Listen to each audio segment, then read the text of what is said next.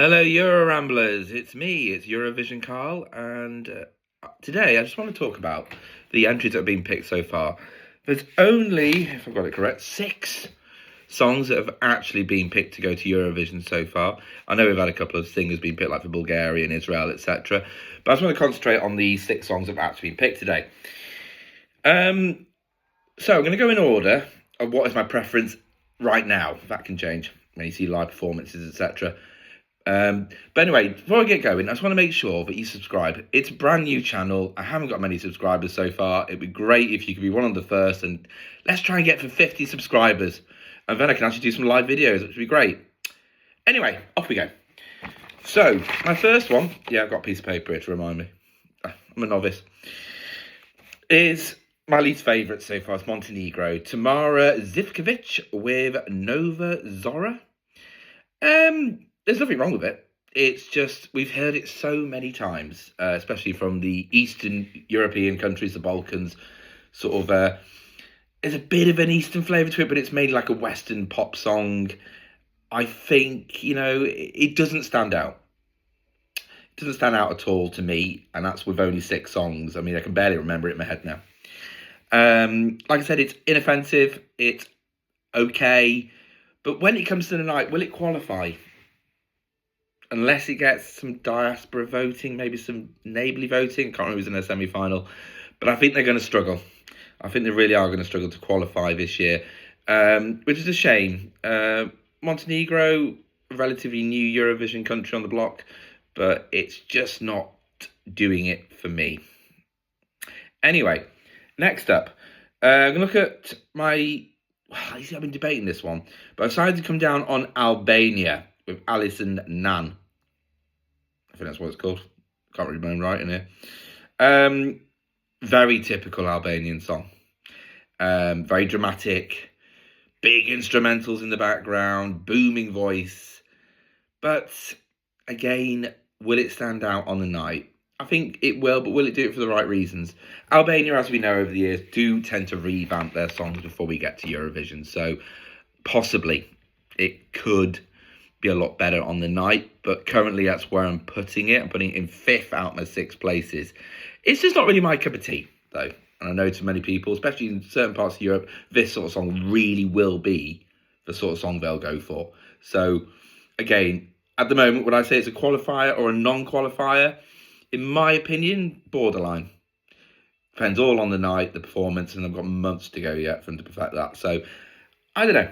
We shall see. Let me know what you think in the comments anyway, what you think. I'm bound to believe that you're all going to disagree with me, because most people do. Right, next one is Moldova. Satoshi with Viva Moldova. Now, let's go with the positives first. It stands out. It's a proper banging tune. It really, really gets the audience going. It's, it's engaging, and it's obviously got a very clear message, and I think it's quite obvious what the message is. Viva Moldova. Wherever it's going off in that part of the region at the moment, I think they're pretty much saying, well, don't touch us. And they're showing their pride. And I did see a wonderful video with ESC Gabe, where he actually went to the Moldovan final and how much this means to them. So, yes, on those viewpoints, good effort, one of the best efforts made for a few years. And of course, they don't have much money. So, and it was an absolute, from the national final, landslide victory. I mean, I don't think we've ever seen anything like it. It's like 98% of the votes pretty much went to that song. So, sorry, within Moldova itself, they clearly love it, and they really want it to do well. On the flip side, again, this is probably my personal opinion rather than what a lot of you may think. It's just a bit shouty. Do you think? I think it's a bit shouty. I'm not keen on that. That just isn't my sort of cup of tea. But saying that, I think that's what puts the song a little bit on its own. And I think in a lot of people's polls, it'd be a lot higher than mine. Again, let me know what you think. Do you think it'll qualify? I think it's a definite qualifier. I really do. I think it will qualify tonight, especially if there's only we got it right. 15 songs in each semi-final, so only 10 need to go through. I should pop in, I think this will be a lover by the televoters, and of course, I brought juries back into the semi-finals this year, so that is going to have an impact on what goes through. But I'm pretty convinced this will get enough televotes to go through, and probably will pick up a few jury points as well, especially when you think there's only 15 songs to pick from. Okay, right, next one. So there's only 3 left. And we're going to the one that was most recently picked, and that was last night, from the Vidbir in Ukraine, which I watched. Some of you may have seen my short, where I was talking about the stresses of being a Eurovision fan these days, and I was trying to watch the Ukrainian national final, the Swedish Melody Festival. I mean, this is a whole video in itself, but did we really need 4 hours to pick a song Ukraine? And it's not just you guys, it's a lot of them. Moldova went on for bloody ages as well. Malta, well, we're going to come to them in a minute, but it's not necessary to have a national selection which is as long as the Eurovision Song Contest itself. You know, I understand probably it's a really big event in these countries, you know, and I live in the United Kingdom where, you know, we just sort of mentioned our entry in March, and then we had national finals. It was done and dusted in an hour. I'm not saying that's the right way to go. Sweden, now that's the way to do it. You know, they keep everything sort of concise, entertaining, and don't lose your interest. Unfortunately, I find they do. Good thing about the Ukraine, though, they did give us English commentary on the YouTube channel, which I thought was fantastic, because it meant I could sort of follow what was going on, you know, rather than just sitting there completely utter, like, what's this? Who's that random person talking about? And they threw the juries in as well. Again, I think they went on a bit too long. It wasn't necessary to have every single jury input. We just wanted the results at the end, which also brought me to everything. They were in, you know, a relatively large studio, you know, performing, etc. Then the results were sort of very sort of green room where they were put away from everybody, and I found that a bit strange. It was all a bit of an anticlimax at the end. Anyway, to the song itself. So we've got Leka with Ritnin. Wasn't my favourite on the night, but it's a nice song. Certainly a lot better than the Ukrainian effort last year, which, I'm going to be honest with you, I didn't think deserved to qualify. Never mind coming in the top 10 as it did in the end, with Ziffer Blatt and the Bird of Prey. I thought it was awful. I'm sorry, you may disagree. But it wasn't a great entry. It was just, I don't know, it was one of the worst Ukrainian entries I've ever heard, not the worst, and one of my least favourite Eurovision songs of all time. So actually the selection this year, in my opinion, every single song was better. So it was always going to be up. I think everyone thought, especially in the Eurovision fan community, that Jerry Heil was going to absolutely storm this, and, you know, with the juries and the televoters. And in the end, I think she came third in both, 8 points from each, with Lord actually becoming second. And I saw people that was quite raised in the end on the night, but all the polls beforehand, I think we all thought Jerry Heil.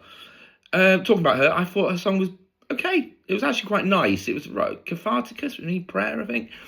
It was a good song, and I did think it would win, but it didn't. Again, it didn't quite get up there. I don't know whether the hype went against her at the end of the day. I think sometimes when you're a massive favourite, people may not vote for you thinking you're going to get the votes. I don't know. But anyway, Alika's Ridnin, it's a nice song. It's a sort of a sweet, I think it's quite Disney, actually. I don't know what you think. I mean, it's sort of Ukrainian touch, with a bit of Disneyfication. It's a ballad, you know. I don't think there's much to say to it, but it's very listenable. I think on the night at Eurovision, a massive performance. I think they're going to throw the kitchen sink at it, aren't they? You know, so I'm going to imagine something good from the Ukraine. When it comes to qualification, yeah, it's definitely through. Let's be honest with you, Ziffer Black can get through, anyone can. Ukraine are guaranteed qualifications these days.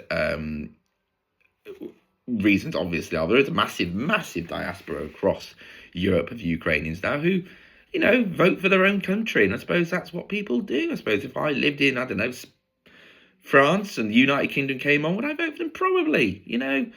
Sort of that hometown patriotism, especially in Ukraine where, you know, they're fighting for their lives. They've got massive pride, and Eurovision's absolutely gigantic over there. So, yes, it's a definite qualifier. I will literally not only eat my hat, I'll eat this table in front of me if they don't actually qualify. Anyway, so we have 2 songs left. And remember, this is my opinions, not based on what people think will actually qualify. Because I'll say where I think they'll qualify and not qualify, even though I might prefer the song. It was a close one between my top 2 at the moment. I've gone for Malta, is in my second place, as it's right, with Aiden and Bella. That's been sort of mixing into my top and bottom and second. Very different from Malta, and the same. You probably know what I mean by that. Malta do send cheese. They do cheese better than anybody else. But they can send some bloody terrible cheese. We saw Emma Muscat a couple of years ago. That wasn't great, was it? Sounded like it was just basically like it was rejected from like every single national final, and they just gave it to her and thought, hey, presto, you're in. With I Am What I Am, I think it was.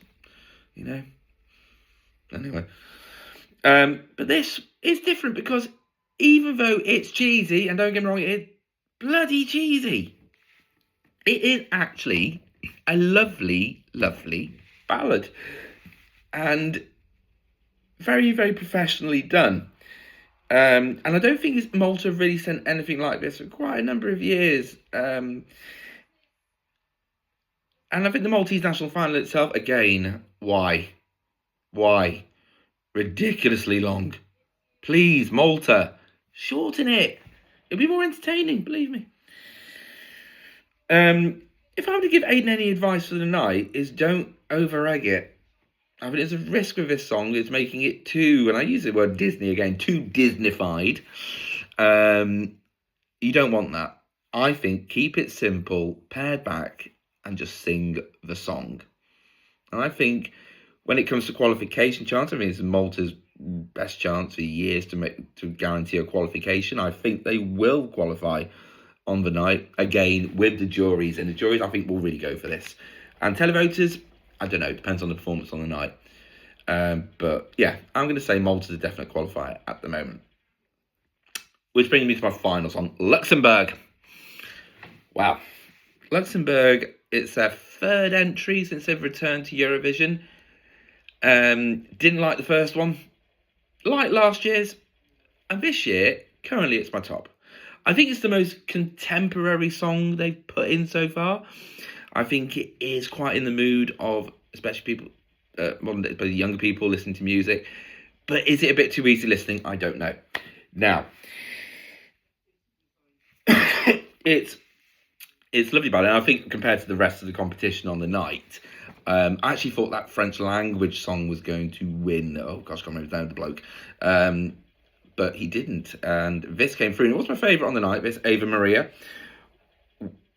And I actually think it is actually a very good song. Now, I know there's been a lot of talk about, is it plagiarising Birdie's song? I've listened to both, and actually, yes, there are some incredible similarities between the two.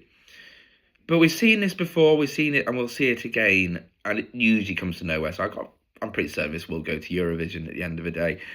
And I've always thought, there are millions of songs out there these days.